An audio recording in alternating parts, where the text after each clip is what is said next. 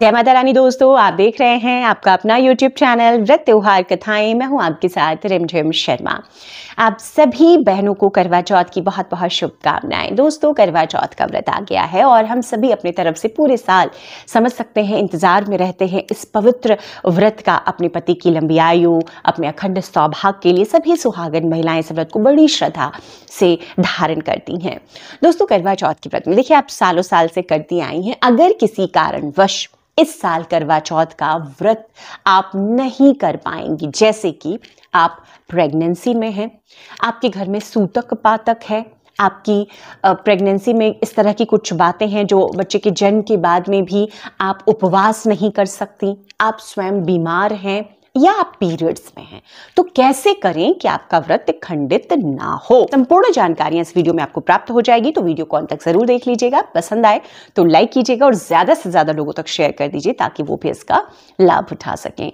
सबसे पहले देखिए, जान लेते हैं कि करवा चौथ का व्रत अगर आप पहली बार शुरू करना चाह रही हैं और आपके अचानक से उसी समय पीरियड्स उसी दिन आ जाता है, तो क्या आप व्रत शुरू करेंगे? आपने तैयारियां पूरी कर ली हैं?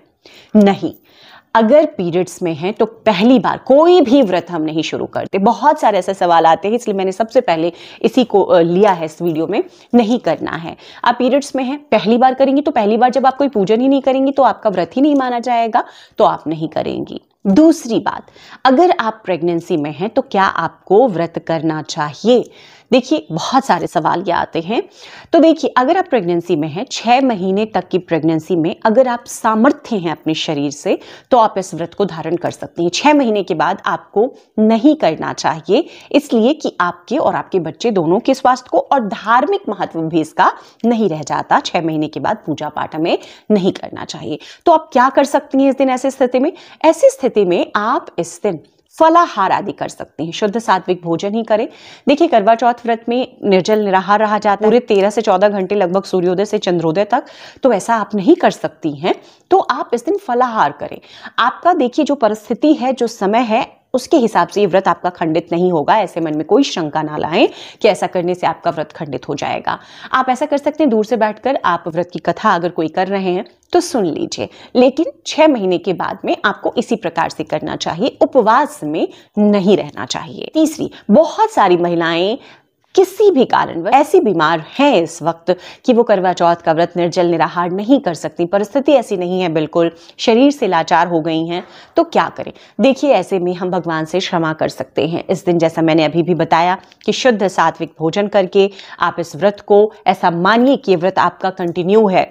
कोई भी आपको अगर शरीर स्वस्थ नहीं है तो नहीं सलाह देगा कि आपको निर्जल निराहार उपवास में रहना चाहिए, चाहे वो करवा चौथ का ही व्रत क्यों ना हो, क्योंकि भगवान हमारी श्रद्धा, हमारी आस्था देखते हैं। वो ऐसा बिल्कुल नहीं कहते कि लाचारगी में आप निर्जल निराहार उपवास में रहें और अपने शरीर को नुकसान पहुंचाएं।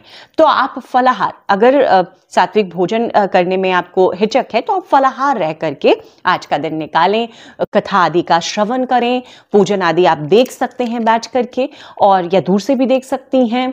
देखिए, बहुत तरह की बीमारी होती है, कोई लेटे हुए हैं तो कैसे ऐसे में देख भी सकते हैं।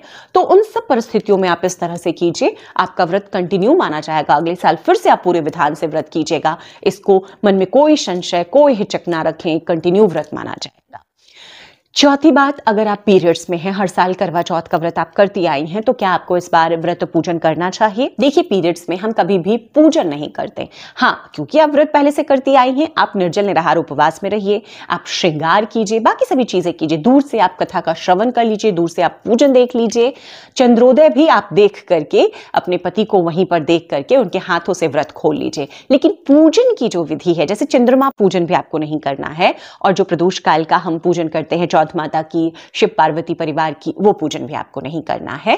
आप पूरे दिन निर्जल निराहार उपवास में रहकर शाम में चंद्रमा को देख करके, पति को देख करके, उसके बाद आप उनके हाथ से व्रत खोल लीजिए। ये आपका पूर्ण व्रत माना जाएगा। इसमें भी आपको कोई हिचक नहीं रखनी है कि व्रत आपका खंडित हो रहा है, टूट रहा है, मैं पूजन कर लूं। नहीं, पीरियड्स में आपको पूजन नहीं करना है। देखिए, पीरियड्स में हम कोई भी पूजन नहीं करते, तो करवा चौथ का व्रत भी नहीं करेंगे। अगर आप शुद्ध हो जाती हैं चौथे दिन, तो चौथे दिन से आप पूजन कर सकती हैं, अन्यथा 5वें 15वें दिन से पूजन करने का विधान शास्त्रों में बताया गया है। तो इस नियम को आपको फॉलो करना है इस व्रत में भी। तो ये सभी ऑलमोस्ट मैंने जानकारियां यहाँ पर शेयर कर दी है कि किसी कारणवश अगर इस बार आप पूरे विधान के साथ व्रत नहीं कर सकती तो कैसे करें कि आपका व्रत पूर्ण माना जाए। उम्मीद करती हूँ ये जानकारी आपके लिए उपयोगी होगी। वीडियो अगर पसंद आए तो लाइक कीजिएगा, ज़्यादा से ज़्यादा लोगों तक शेयर कर दीजिए ताकि वो भी अगर इस तरह की परिस्थिति में हैं तो उन तक भी जानकारी पहुंचे और मन में कोई संशय उनके ना रहे। फिर भी कोई अगर हिचक है तो आप कमेंट बॉक्स में कमेंट कर मुझसे ज़रूर पूछिए। वीडियो देखने के लिए बहुत बहुत शुक्रिया। जय माता रानी, हर हर महादेव।